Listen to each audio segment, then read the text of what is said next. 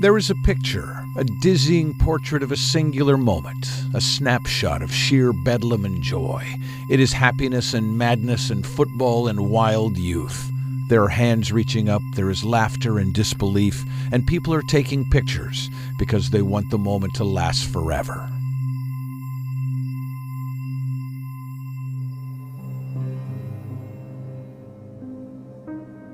When the dirty blanket of despair threatens to cover him up, swallow him whole, a fog so thick that he can't see, can't breathe. When talking about the kid doesn't help, when talking about anything else doesn't make sense, he sits here and watches.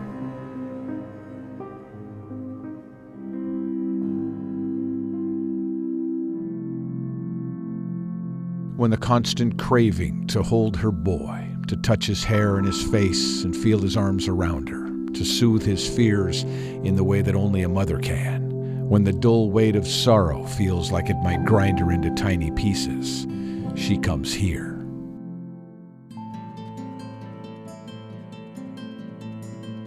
It is a place called the Palouse, and the rolling wheat fields you will find there are like a living sea. Wave upon wave of golden grain sways in the hot breeze of eastern Washington. It is the richest wheatland in the world, and it forms a curious and stunning kind of beauty. And plopped down in the middle of the wheat dunes is a school. There is a country soulfulness to the place. It is home to a fierce underdog mentality, a stubborn, prideful sense of us against the world. It is Washington State University.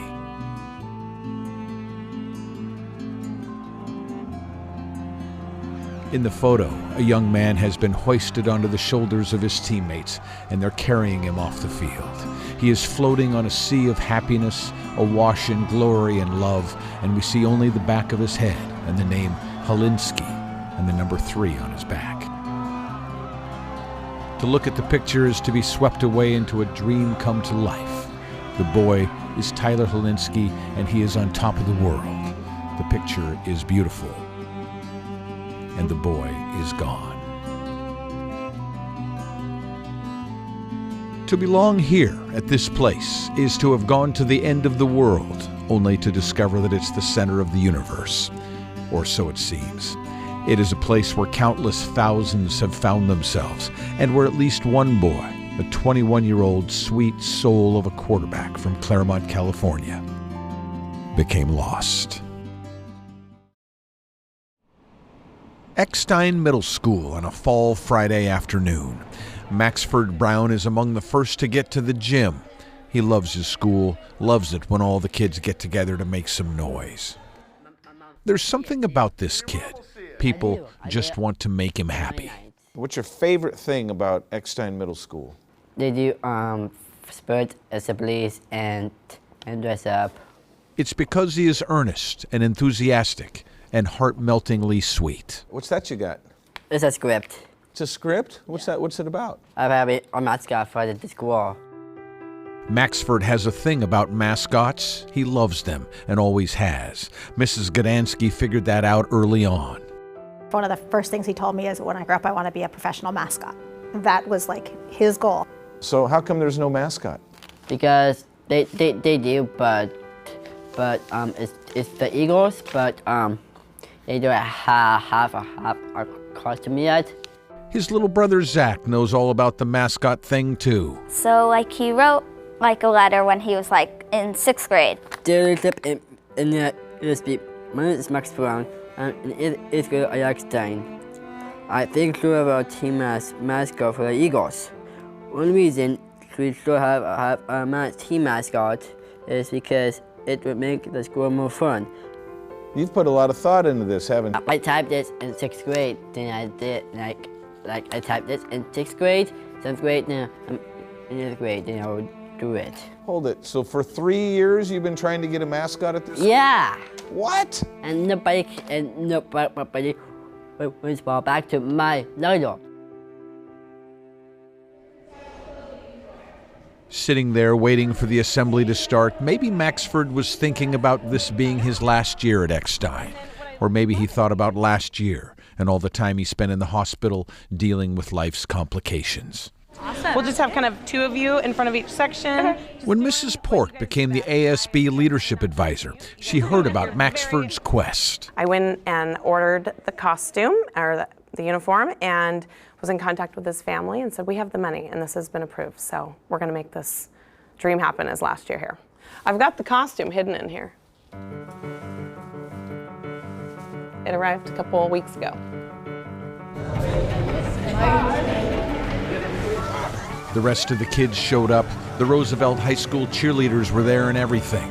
And when everybody was seated, there was Max, still sitting in that front row. And that's when something extraordinary happened. We would like to start the assembly off with acknowledging a fellow student of ours who we have a very special surprise for. Maxford, can you come on down?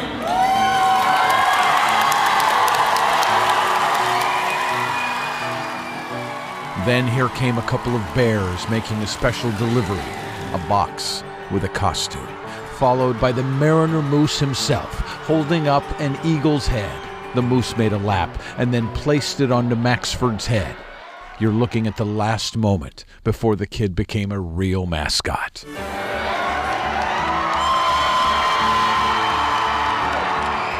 There were cheers, and the moose clapped, and Maxford must have been thinking, now what? In the locker room, moments later, Dad helped him get suited up. This is my dream to be on this mascot for the school, and this my dream forever. That this become my famous now, my famous. It was time to earn his wings, but Max was nervous, unsure of himself, and his beak kept getting in the way. He was having trouble seeing, and that big sign wasn't helping much. But bravely, he walked out, energized by all the cheering, but blinded by the noise.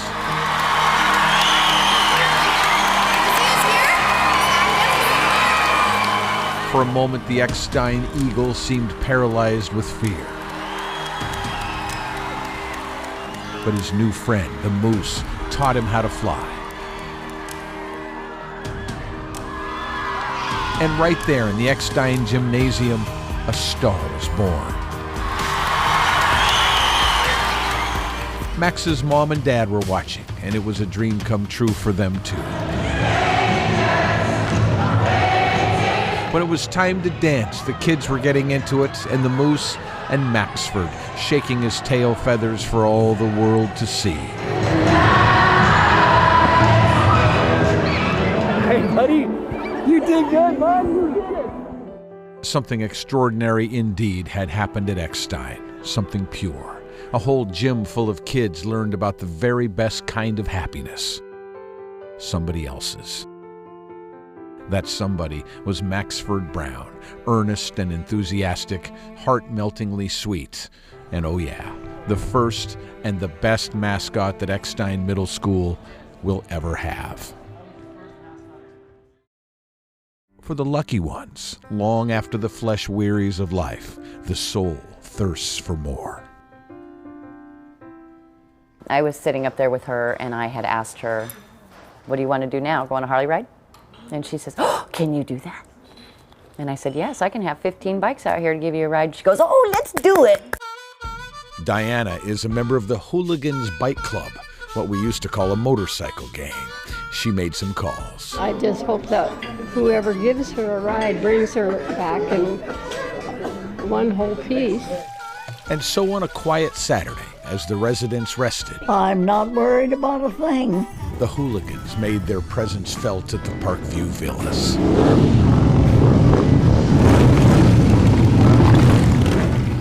Out came Elgin. She wanted noise, noise she got.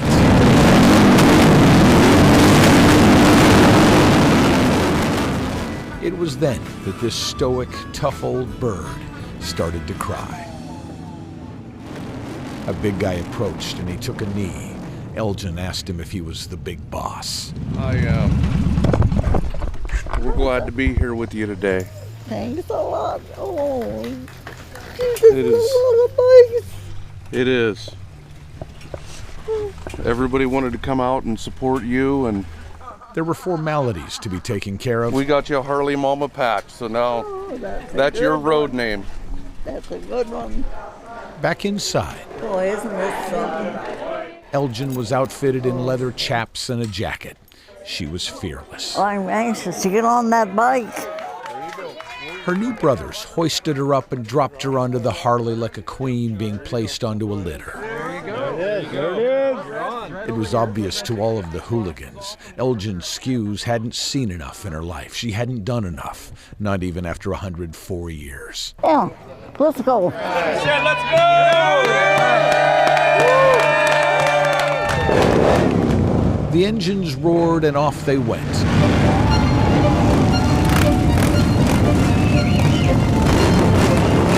And the ladies left behind at the Parkview Villas looked on in wonder. They traveled in a pack, and Elgin felt the wind in her face and the vibration of the Harley, and she soaked it in. The way one does when you've missed something for the better part of 100 years.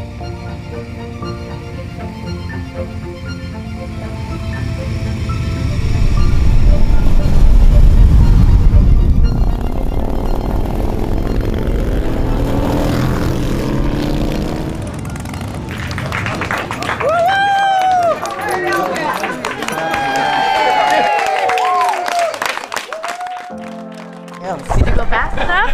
Plenty. We went fast. We went fast, huh? Yes, we did. This is a great day for her. It's a great day for us. Too bad to have it over. Elgin, we love you. Yeah, we do. We love you.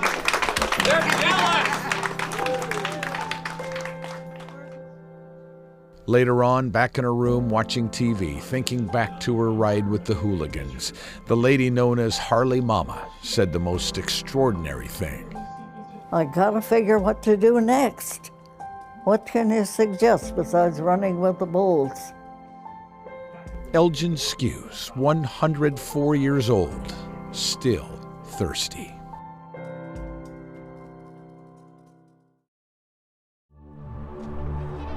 The other day at the museum, there was pep in his step, and he went out to see an old girl that he used to know. He climbed in, like he did in the old days, found a place to sit down. The prop turned, and the wheels rolled, and for a 95-year-old man, the lines of time got all crossed up.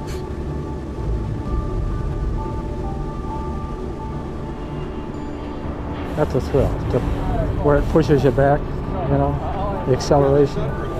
Yeah. And then you feel a runway, and then all of a sudden you don't feel anything. You're free. You're in the air. You're in a different dimension. You've been freed from Earth. Dick, does it bring back memories? Oh yeah. I should be over there. By over there, he meant the pilot's seat. Dick thought he should be in the pilot's seat. What's the overriding feeling you get up here?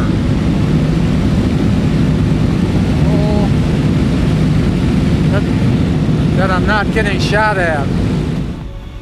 For the old bomber, there was no giddiness up there, just a kind of wistful, knowing satisfaction. Men who've done what Dick Nelms has done don't get giddy.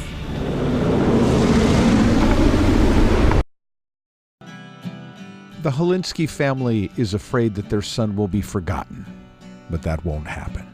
Moving forward through the years, wherever it is that Cougs get together to talk about great games, exhilarating moments, his name will be uttered with equal parts awe and regret. They'll talk about the quick release, the quick smile, the fearlessness, the time he was carried off the field, the disease that stole him away. They'll remember the folk hero turned cautionary tale, the bright light consumed by a mystifying darkness. And they'll talk about conversations that were had, and stigmas that were shattered, and lives that were saved. They'll talk about Holinsky's legend, Holinsky's tragedy, and ultimately, Holinsky's hope. Tyler won't be forgotten. because he was a Coug. And Cougs take care of Cougs.